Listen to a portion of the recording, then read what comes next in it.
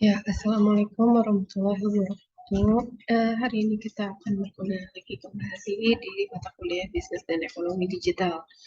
Hari ini kita masuk ke pertemuan ke-10, yaitu kita akan membahas tentang literasi digital. Nah, sebelum memulai perkuliahan hari ini, kita berdoa terlebih dahulu, berdoa dimulai.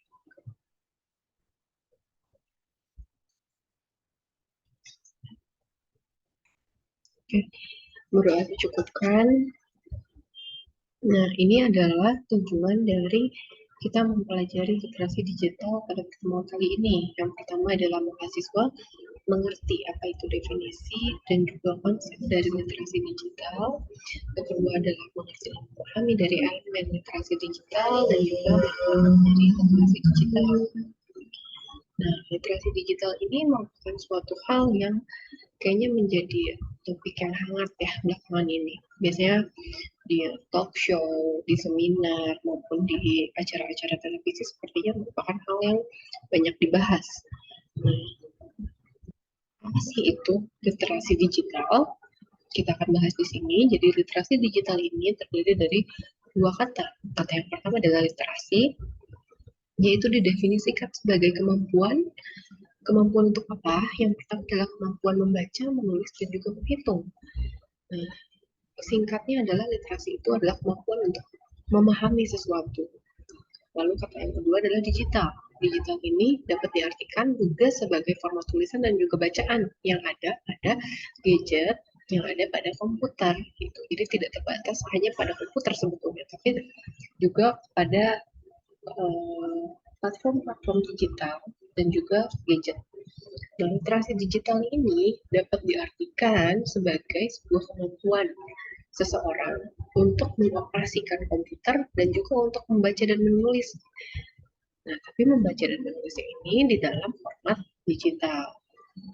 Maka, literasi digital ini merupakan suatu himpunan sikap dan juga bagaimana pemahaman seseorang, bagaimana keterampilan dia dalam apa, dalam hal menangani dan juga menyampaikan informasi dan pengetahuan, namun harus secara efektif di berbagai media dan juga format-format digital. Nah, ini merupakan definisi dari berbagai ahli. Nah, mereka mendefinisikan bahwa literasi digital adalah sebuah ketertarikan sikap dan juga kemampuan individu dalam menggunakan teknologi digital dan alat komunikasi untuk mengakses, mengelola, dan mengintegrasikan, menganalisis, dan mengevaluasi informasi.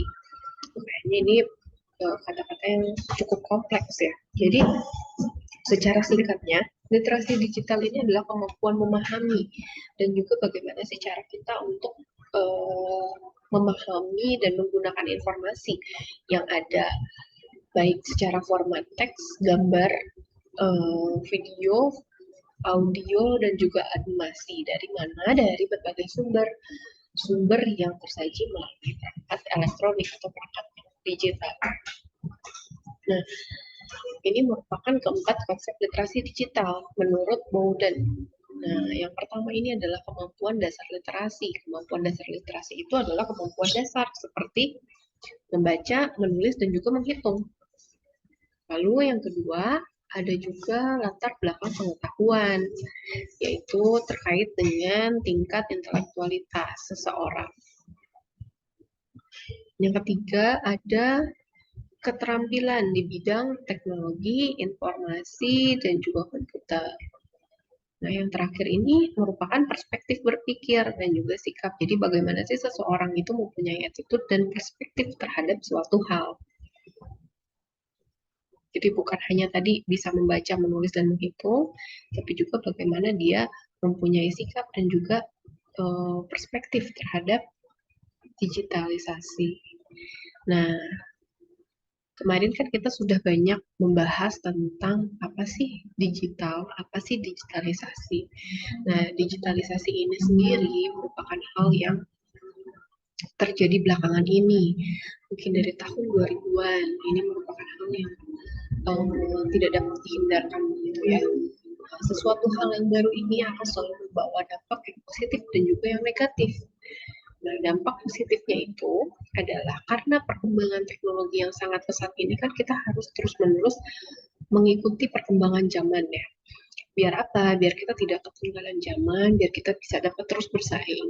Nah, saya pernah dengar dari acaranya Mata Najwa, dia itu sempat mengutip seorang ahli. Jadi katanya dia bicaranya begini, ketika kita berhenti untuk berubah, maka hidup kita juga akan berakhir. Jadi kita terus hidup untuk kita dalam kehidupan ini, maka kita harus terus menerus berubahnya itu menjadi hal yang positif, mengikuti dengan perkembangan teknologi. Misalnya hari ini saja kita kan kita memiliki atau kita membutuhkan sebuah skill terkait kepada adanya digitalisasi. Misalkan kita harus mempunyai skill mengetik misalnya.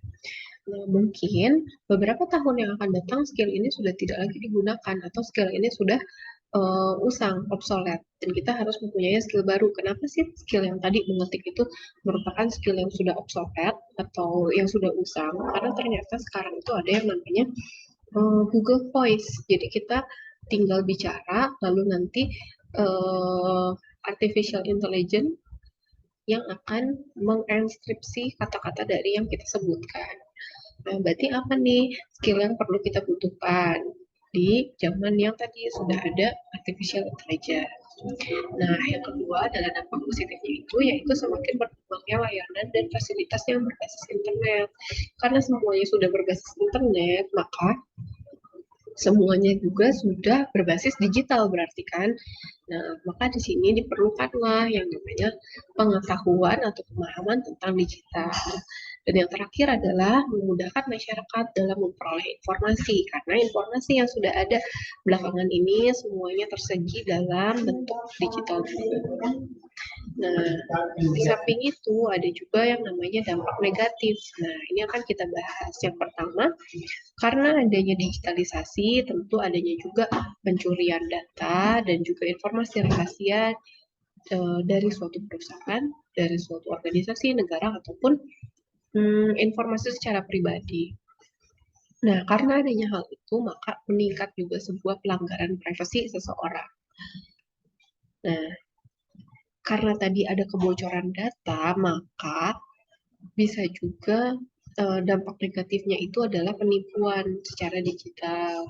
Misalnya ada yang orang itu, ini cerita pengalaman saya sendiri aja ya. Jadi teman saya itu kehilangan dompet di Sulawesi. Terus udah gitu dia sayangnya tuh nggak langsung mengurus kehilangan dompet itu. Jadi dia lupa untuk memblokir ATM, kartu kredit, dan lain sebagainya. Nah, setelah dia pulang ke Jakarta, itu padahal hanya selang 1 minggu ya. Dia pulang ke Jakarta, lalu dia dapatlah tagihan-tagihan kartu kredit dia gitu. Ternyata si orang yang mencuri si dompetnya itu, dia mengajukan pinjaman online menggunakan kartu kredit dia sebagai agunannya. Jadi ada tagihan pembelian motor, pembelian TV, bahkan pembelian elektronik lainnya gitu. Padahal teman saya ini tuh tidak merasa bahwa dia pernah membeli barang-barang tersebut gitu. Jadi karena sudah kan sekarang kalau misalkan untuk membuat sebuah rekening, untuk membuat sebuah transaksi itu gampang ya, tinggal KTP diginiin gitu kan, KTP dipegang lalu selfie lalu transaksinya itu sudah approve gitu kan. Nah, itu merupakan hal yang sangat bahaya kan. Apalagi tadi kejadiannya ketika dompet kita hilang, itu bisa jadi data kita hilang dan juga data akses keuangan kita juga benar-benar terbuka gitu. Nah, yang terakhir adalah hal-hal negatif yang ditampilkan untuk konsumsi publik. Jadi ada juga nih cerita orang di Malaysia. Dia sebenarnya istilahnya dia apik banget ya masalah keuangan, masalah data kayak gitu. Tapi dia itu asal mempublish di sosial media. Jadi dia tuh mempublish misalkan happy birthday to me di tanggal berapa, misalkan katakanlah tanggal 23 Juli. Lalu adalah seseorang yang stok tentang dia gitu, yang mencari tahu tentang dia. Oh berarti orang yang bernama RV lahirnya itu tanggal 23 Juli. Terus dicari lagi. Nanti misalkan saya itu datanglah ke Bandung terus saya update gitu. Oh saya kangen kota kelahiran. Oh, berarti diketahuilah kota kelahirannya adalah Bandung 23 Juli. Terus nanti dia update lagi. Dia baru lulus misalnya dari mana gitu, wisuda. Nah dia punya data lagi nih si pencurinya. Oh RV ini berarti lulusan dari mana, lulusan tahun sekian, berarti sekian tahun. Terus nanti dia update lagi di rumahnya misalkan dengan keluarganya. Nah, tapi dia lupa, dia tuh mengaktifkan location sehingga bisa dilacak tuh. Oh, alamatnya RV ini ada di Jalan Soekarno-Hatta nomor 456 gitu. Nah, dari situ kan sebetulnya sudah banyak informasi yang cukup untuk mengakses data-data kita atau bahkan data keuangan. Selain data keuangan, ada data-data pribadi kita. Gitu. Lalu, bentar ya. Oke, lalu ini ada yang namanya 7 elemen literasi digital.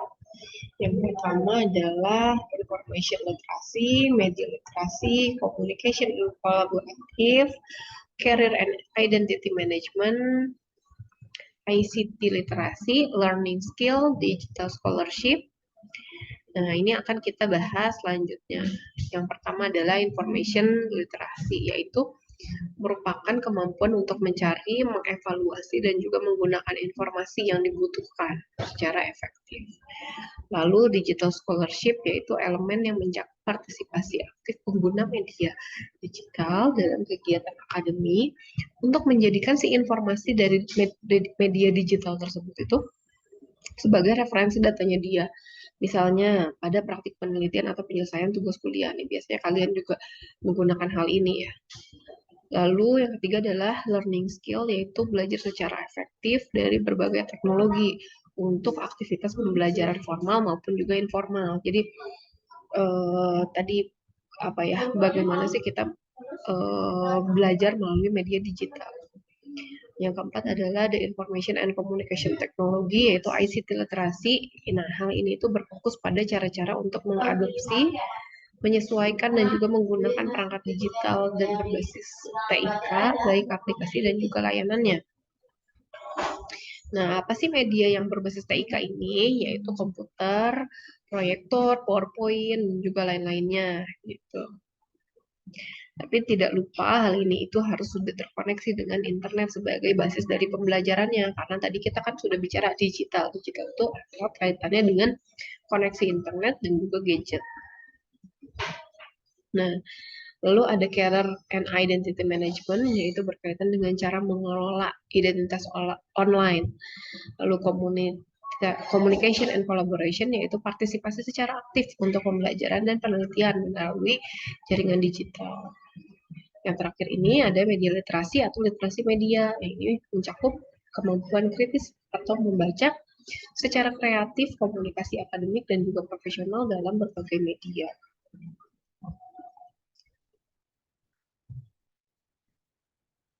Nah, menurut Dennis McCall, ada 4 jenis media baru.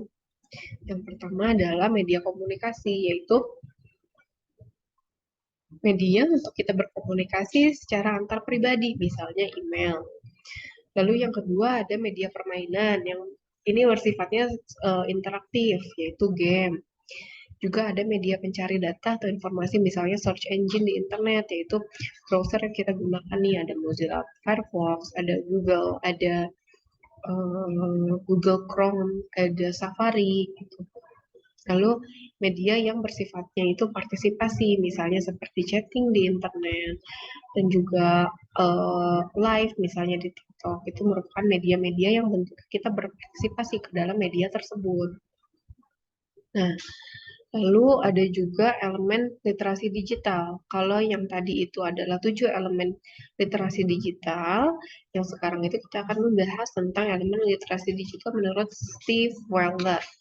Nah, dia ini mengangkat bahwa ada beberapa elemen literasi digital. Yang pertama itu adalah social networking.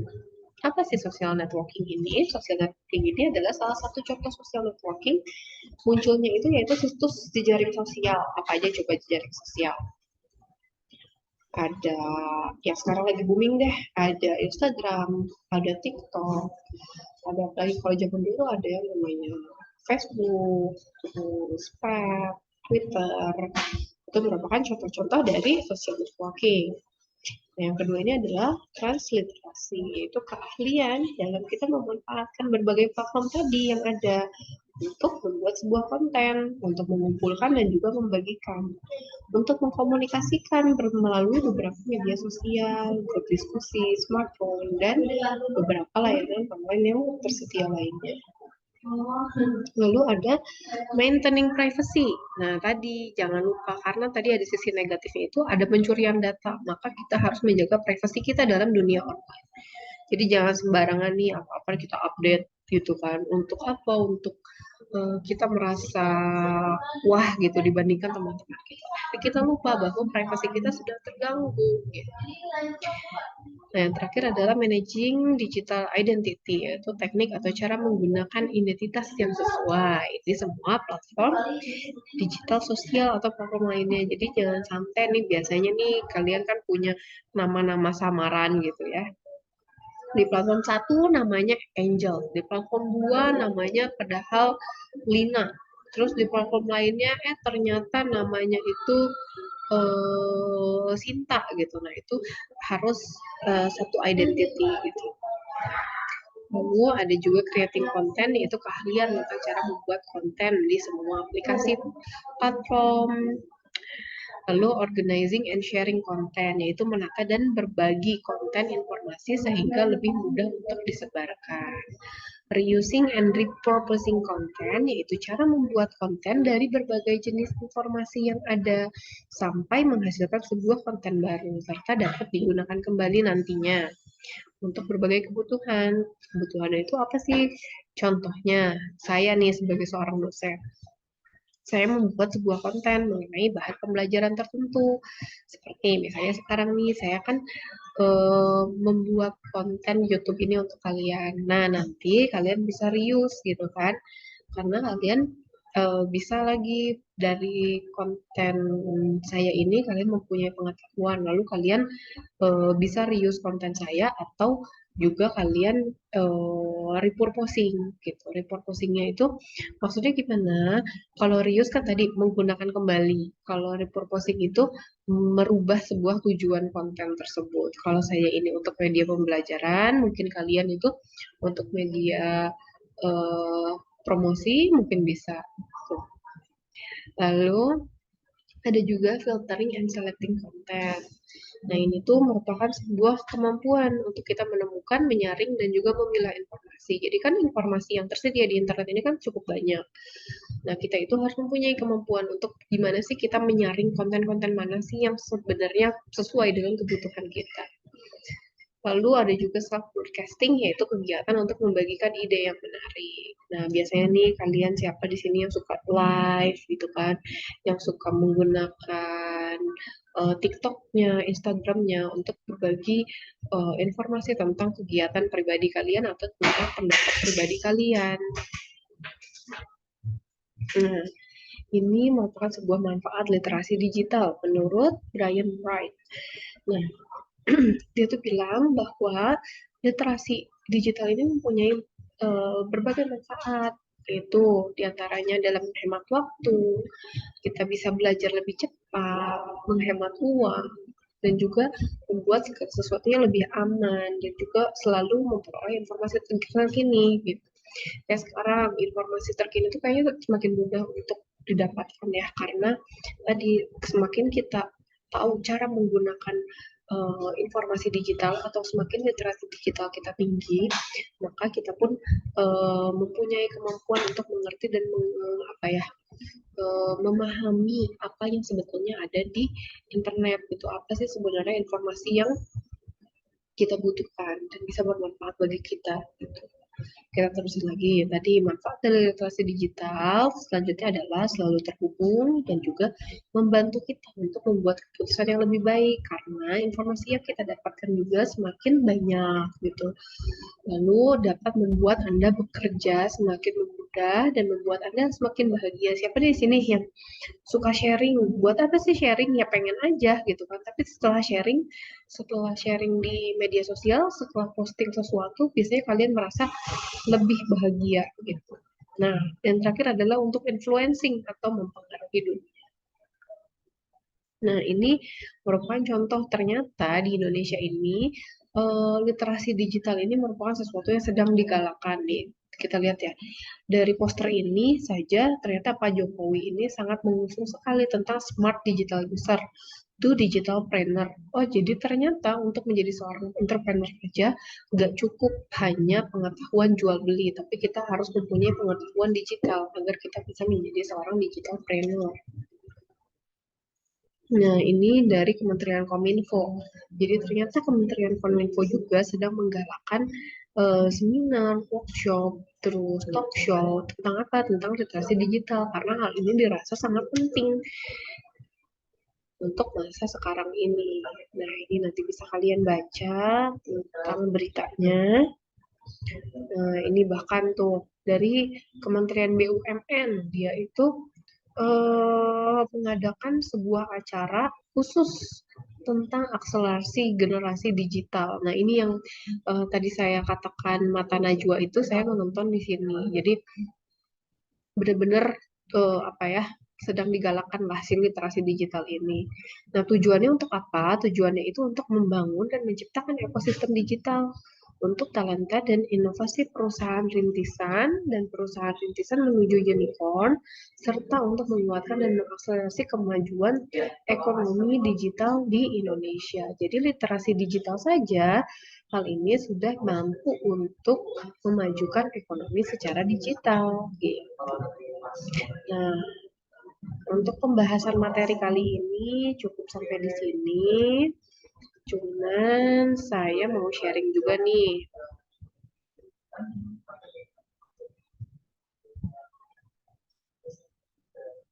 Tentang tugas hari ini.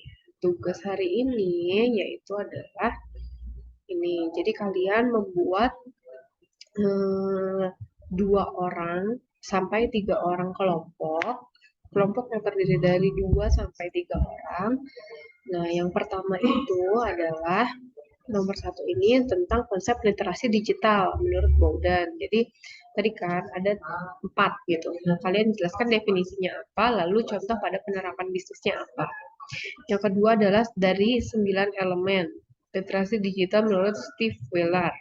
Ini definisinya juga contoh penerapan pada bisnisnya bagaimana. Nah, pertemuan kali ini cukup sampai di sini.